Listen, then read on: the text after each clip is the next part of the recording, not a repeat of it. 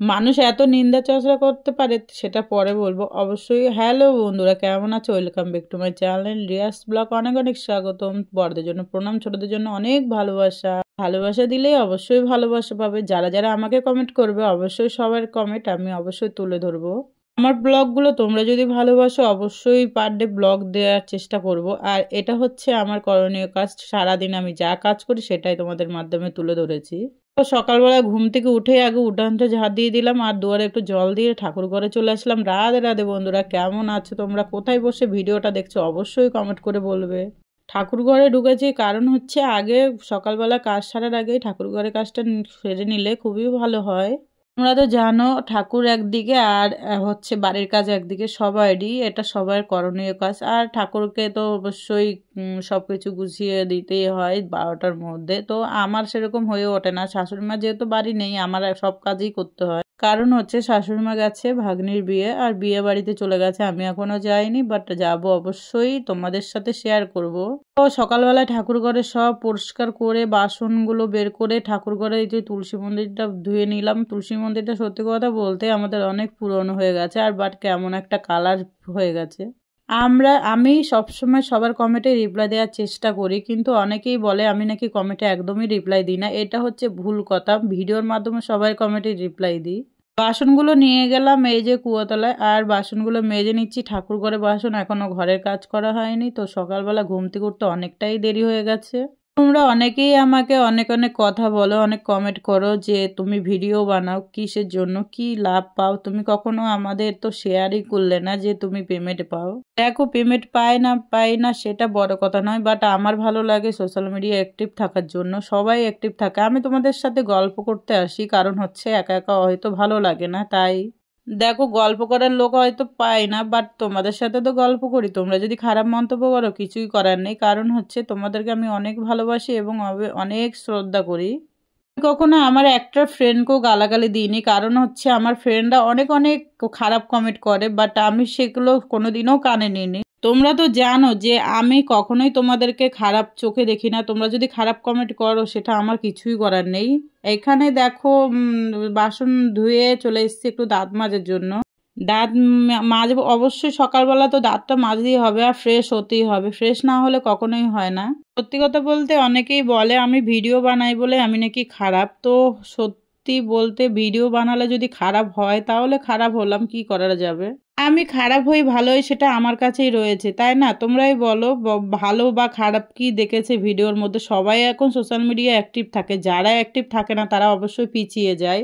এই যে এগুলো হচ্ছে ফুল ঠাকুরের, জবা ফুল আর হচ্ছে শিউলি ফুল এখনো পর্যন্ত ফোটে, কারণ এখনো দুর্গাপুজোয় আগে শিউলি ফুল ফুটতো, কিন্তু দুর্গাপুজো চলে গেল, এখনো পর্যন্ত শিউলি ফুল আমাদের হয়। এখানে দেখো আমি একটা জিনিস তোমাদের কাছে শেয়ারই করলাম না, কারণ হচ্ছে এটা আগে আমি কখনোই শেয়ার করিনি, আজকে প্রথম শেয়ার করছি। কারণ তোমরা দেখবে ভিডিওটা, না দেখে স্কিপ কখনোই করবে না। আমি এই যে মেশিনটা কিনেছি অনেক বছর হয়েছে, বাট 4 বছর বেশি হয়ে গেছে, কিন্তু কখনোই তোমাদের কাছে আমি শেয়ার করিনি। আর মেশিন আমি চালাইও নি। যখন আমি মেশিন চালিয়েছি তখন তোমাদের কাছে কখনোই শেয়ার করিনি, কারণ হচ্ছে তখন আমি ব্লগই করতাম না। আর আমি যখন ব্লগ করতাম তখন মেশিনটা একদমই ভাগ্নি বাড়ি ছিল, আমার বাড়ি ছিল না।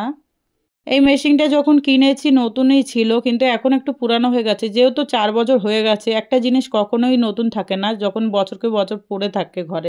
জানো তো এই মেশিনটা যখন আমি কিনেছি তখন অনেক লোকের মুখে আমি অনেক খারাপ কথাও শুনেছি। যে কোনো একটা কাজ করতে গেলে সত্যি মানুষের মুখে এতটাই খারাপ কথা শুনতে হয় সেটা ধারণার বাইরে। আমি যখন মেশিনটা কিনেছিলাম তখন আমাকে অনেকেই অনেক কিছু বলেছে, কারণ হচ্ছে যে মেশিন কিনে ঘরে রেখেছে, মানে আমি সেলাই জানি না কেন মেশিনটা কিনলাম। তো আমি সেলাই জানি না জানি সেটা কখনোই, তোরা কি চেক করে দেখেছিস বা দেখেছিস? আমি যদি সেলাই না জানি তাহলে কি কখনো মেশিন কিনতাম বলো? কেউ কোনোদিন হাতের কাজ না জানলে কোনো জিনিস কি কেনে বাড়িতে? তা অনেকে আমাকে অনেক কিছু বলেছে, এলাকা বা বাইরে সবাই বলেছে। আমি তো মেশিনটা ভেবেছি বিক্রি করে দেবো, তবুও বিক্রি করিনি, যেহেতু একটা জিনিস কিনেছি, একটা মায়া একটা মমতা রয়েছে। আমাকে এমন এমন কথা বলেছে যেটা শুনে আমার অনেক কান্না পেয়ে গেছিলো। যেহেতু আমি মেশিনটা কিনেছি তো, বাট আমি একটা কাজ করার জন্যই কিনেছি, আর হচ্ছে আমি একটা ইনকাম করব বলেই কিনেছি। তো যে কোনো জিনিস মানুষের সফলতা পাওয়ার জন্যই কেনে। এখনকার মানুষের কোনো কিছুই তাদের সহ্য হয় না, ভালো করলেও সহ্য হবে না, খারাপ করলেও সহ্য হবে না, কি করে কার পিছনে কাঠি দেবে সেটাই ভাবনা চিন্তা করে সারাদিন।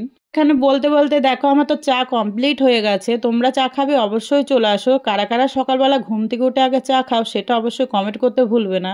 আমি চায়ের সঙ্গে একটু টাও নিয়ে নিলাম, কারণ হচ্ছে বিস্কুট ছাড়া আমার কখনোই খাওয়া হয় না। আর ছোট্ট একটা বিস্কুট নিয়ে এসেছি। এই যে অয়ন বাবা একটু দুষ্টুমি করছে, প্রচুর জ্বালাতন। সারাদিন বসে যে ও আমাকে এত জ্বালাতন করে সেটা বললে মানে তোমাদের বুঝাতে পারবো না। আর এখানে শ্বশুর মশাইকেও একটু চা দিয়ে দিলাম, সবাই মিলে একটু বসেই পড়লাম চা খাওয়ার জন্য। কাজ সেরে এসে চা খেতে কিন্তু খুবই ভালো লাগে সকাল সকাল, বাট সকাল একদমই সকাল না, একটু বেলা হয়েছে। তো আমি তো ঘুম থেকে একটু বেলা করেই উঠি, তা আস্তে আস্তে আমি সব কাজ সেরে তারপরে তোমাদের কাছে শেয়ার করি। সেটাও আমি আমি চা খেয়ে বা যাই করি না কেন সেটা অবশ্যই তোমাদের কাছে শেয়ার করি। আগে আমি ব্লগ দিতাম না, বাট এখন থেকে আমি ভাবলাম যে একটা করে ব্লগ দেওয়াটা উচিত। তোমরাই বলো ব্লগ দেওয়াটা উচিত না উচিত নয়। আমি সবসময় তোমাদের পাশে থাকতে চাই। তোমরা নতুনরা অবশ্যই আমাকে কমেন্ট করবে, তোমাদের পাশে অবশ্যই থাকবো এবং তোমাদের পরিবার থেকে অবশ্যই ঘুরে আসবো। যারা জানো না কিছু অবশ্যই জিজ্ঞাসা করতে পারো। তোমাদের সমস্যার সমাধান করার জন্য অবশ্যই আছি। তোমরা অবশ্যই আমাকে কমেন্ট করে বলতে পারো কোনো সমস্যা হলে বা প্রবলেম হলে আইডির। দেখো এই যে বদমাশি করলো, চাটা পুরোই ফেলে দিল খেতে বসে। ওকে চা খেতে দিয়েছি, ও খায়নি, ওকে মার খেয়ে লাস্ট পর্যন্ত বেরিয়ে গেল। ঠিক আছে, সত্যি কথা বলতে যে ঘরে আছে সে ঘরে এতটাই বদমাশি শুরু করে দেয় না, বলার মতো মানে ভাষা নেই। তো চা খেয়ে এই যে চলে এসেছি আরেকটা রুম একটু পরিষ্কার করতে। এখানে আমরা ঘুমাই না, এই রুমটা ফাঁকাই থাকে, বাট এই রুমটা একদমই কোনো লোক থাকে না। তাই বিয়ে বাড়িতে অনেক লোকজন আসা যাওয়া করবে, তাই আমাদের বাড়িতেও যদি একটু থাকে তাহলে থাকবে। এই ঘরটা আমি পরিষ্কার করে এই ঘরটাকে গুছিয়ে গাছিয়ে রেখে দিলাম। লেপগুলো এত ভারী, একটা এই লেপটা গায়ে দেওয়া তেমন একটা হয় না, তাই একটা ওয়ার বানিয়ে এইটার মধ্যে ভরে দিলাম আর গুছিয়ে রাখলাম। সবাই যদি আসে তাহলে গায়ে অবশ্যই দিতে পারবে। তোমাদের যদি আমার ব্লগ ভালো লাগে অবশ্যই কমেন্ট করে বলবে, আমি তোমাদের জন্য নতুন নতুন ব্লগ আনবো, অবশ্যই শেয়ার করবে এবং ভালোবাসা